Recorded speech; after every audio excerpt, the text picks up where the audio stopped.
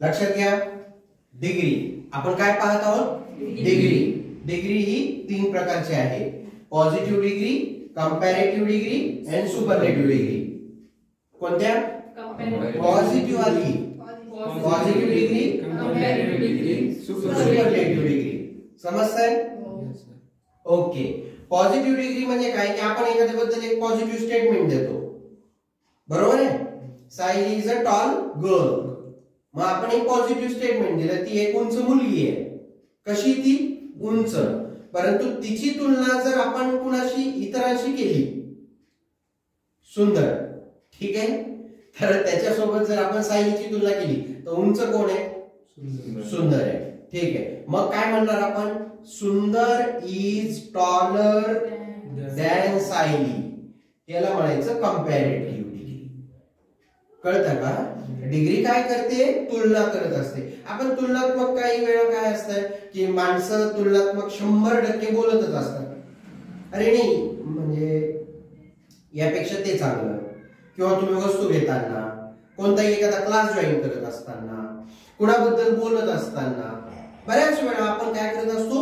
तुलना करत असतो. तांदूळ विकत घेत असताना हा बासमती तांदूळ या चिन्नूर तांदूळ पेक्षा कसा आहे, हा कसा आहे, तो कसा आहे. मग यासाठी डिग्रीचा उपयोग होतो इंग्लिश बोलत असताना. समजतंय तुम्हाला? नक्की.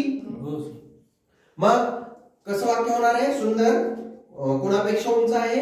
सायलीपेक्षा उंच आहे. मग इंग्लिश मध्ये पुन्हा एकदा सांगा. करेक्ट आहे, सुंदर इज टॉलर दॅन सायली. बर. आता वर्गात सगळ्यात उंच कोण आहे? सर. अजून वर्गात म्हणजे सर सोडून अश्विनी. ठीक आहे. मग कसं म्हणणार तुम्ही? Ashwini is the tallest. कधीही लक्षात घ्या, सुपरलेटिव्ह डिग्रीच्या आधी 100% काय येतं? द हे आर्टिकल वापरायचं. तर मग Ashwini is the tallest in the class. Okay. Ashwini is the tallest in the classroom. कारण क्लासरूम म्हणावं लागेल आपल्याला, कारण क्लास म्हणजे खूप मोठा आहे, अश्विनीपेक्षा उंच आहे. ठीक आहे, मान्य आहे तुम्हाला? म्हणजे आता तुम्ही 3 प्रकारचे पॉझिटिव्ह, कंपॅरेटिव्ह आणि सुपरलेटिव्हचे 3 एक्झाम्पल पाहिले. हे समजले? जसं की गुड, बेटर, बेस्ट. हे सुद्धा त्याचं उदाहरण आहे. Good, better, best.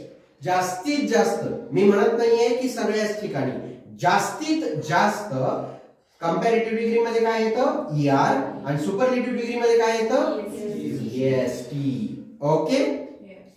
ठीक आहे, समजतंय? ठीक आहे. थँक्यू.